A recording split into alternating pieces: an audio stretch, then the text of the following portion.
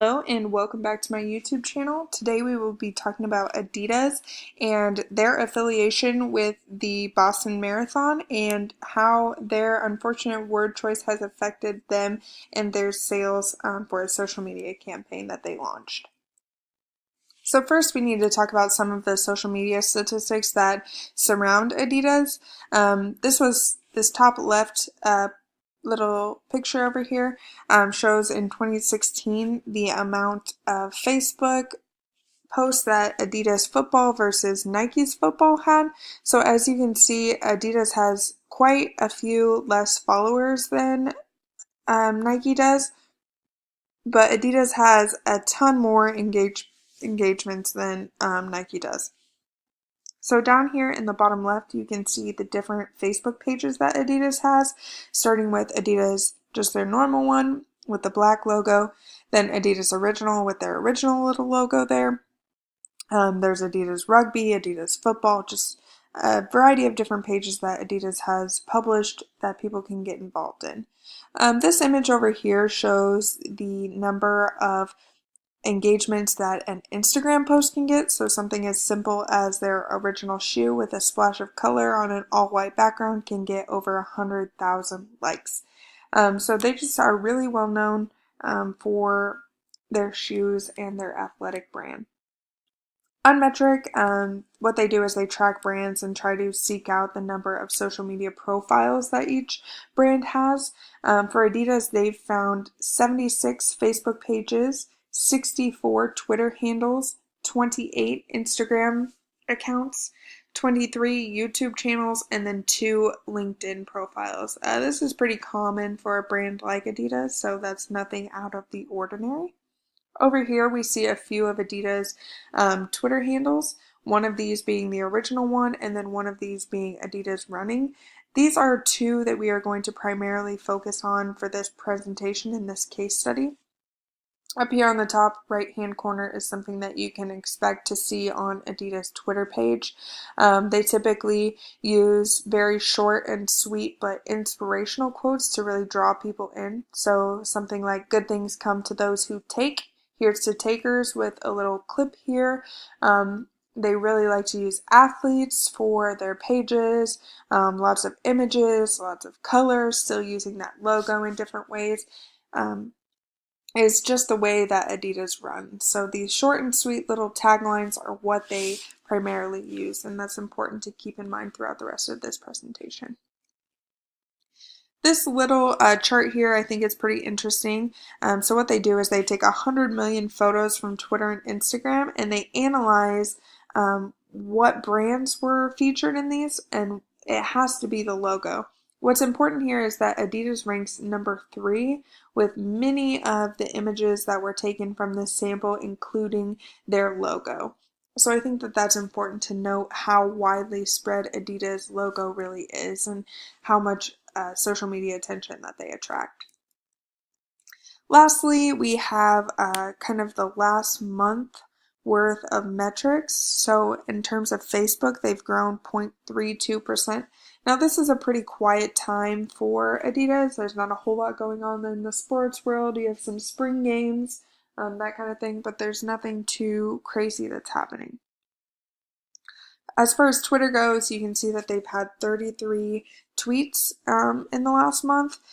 Of these, the majority have been retweets, some have been replies, and then very, very, very few have been proactive tweets. And then lastly, they've had about an average of 130 engagements on Instagram, 6,513 comments, and then just over 1 million likes. So they're doing pretty good on all of their social media platforms. They are a very well-known brand throughout the world. So this is currently, what you can expect to see on the Adidas Twitter page. This was taken earlier this morning, so they're sitting at 3.59 million followers. Right now they have something just very simple, their simple logo, and then they're promoting their Night Jogger shoe right now. So that's kind of what their page looks like. This case study, however, is going to discuss the affiliation between Adidas and the Boston Marathon. So Adidas is the a sponsor and the official apparel for the Boston Marathon. So they sell many different products that are the official gear. So they try to get people who participate in the marathon to buy these products because they are sponsored as official. As you can see, that this is a pretty big source of the market for Adidas, because these products are like these jackets up here are selling for 110. You can get a tank top for 50. So this is a pretty big market for Adidas to use the Boston Marathon for. So what happened was on April 18th, which would have been the second day of the 2017 Boston Marathon, Adidas sent out an email from their Adidas running account with the subject header of "Congrats, you survived the Boston Marathon." Um, with the rest of this campaign, they also sent out this image down here. They used the tagline, "You're Boston strong, what's next?" They also said, "You've conquered Boston, share your race day experience and shop official gear." So the whole idea of this campaign was to sell more of their official gear. So with that in mind, we can talk about how this particular subject heading was controversial. So as most of you know, the 2013 Boston Marathon was something that had a very tragic event surrounding it. So there was a bombing that happened that killed 3 people and injured 260. So during this time, Adidas, Puma, Nike, and New Balance all came together and said, "Today we are all on the same team." So they kind of linked together to have a social media campaign. During this time, Adidas also did send out some tweets, and they were very supportive of the individuals, and of course many of their workers were there, and so it was just a very solemn time for all of these brands, but Adidas especially being one of the sponsors, and of course having the official gear. The email that was sent out in 2017 really quickly went viral because of the wording that was used.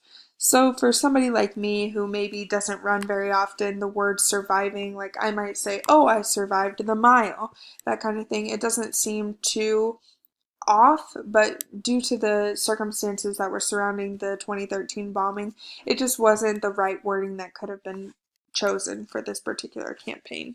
So as you can see here, it really spread very rapidly and very, very quickly. Barstool Sports was the one of the first to kind of tweet something about it. So they said, "Apology from Adidas," coming in 3, 2, 1 with a little screen cap of that email subject line. They have 1.54 million followers, so a lot of people saw this tweet of the email. Again, we have, "Dear at Adidas, I love you, but you need to talk to whoever is doing your email marketing. Hashtag Boston Marathon, hashtag too soon, at Adidas Running." What's important about this is the fact that Adidas was tagged in this, and then so was hashtag Boston Marathon. So anybody that day who was looking at all of the Boston Marathon tweets through this particular hashtag saw this tweet. So it was spreading very, very quickly. And people were now seeing the email even if they didn't get it. So the email was sent to people who had finished on the first day, and it was only sent to some of them. So not everybody who finished on the first day got this email, but it did spread throughout the world to a very large number of people. If you really think about it, you don't normally see what people are getting through their email, but just because of the tragedy that was surrounding it, many, many people saw it. This one, for example, says, "Probably could have come up with a better subject line," at Adidas, again tagging it. This one got 14 replies, one of them being, "Hey, Adidas email writer, you had one job." This one also got 119 retweets, 357 likes. So again, spreading very, very rapidly. This last post over here says, "At Adidas, you may want to rethink the subject line," again including a little screen cap of what the email had said. It didn't take very long for Adidas to use their crisis management and send out an apology tweet, Facebook post, email, you name it. They covered all of their bases this time and kind of put water on the fire. The message that they sent out said, "We are incredibly sorry. Clearly, there was no thought given to the insensitive email subject line we sent Tuesday. We deeply apologize for our mistake. The Boston Marathon is one of the most inspirational sporting events in the world. Every year, we're reminded of the hope and resiliency of the running community at this event." So, this was just a plain black little message that they sent out. It got 1,187 retweets, 3,654 likes, so it kind of spread almost even more than any of the bad stuff did, but it was very well known. I'm going to go back here so you can just see this little screen cap of the email. So this was the one where they sent the bad subject line, and then this was the apology. So it really was a very quick turnaround, and they realized that the mistake that they had made had spread very, very rapidly. With this being said, we have some very important lessons that we can take away as marketers and the effects that social media have on the campaigns that we launch.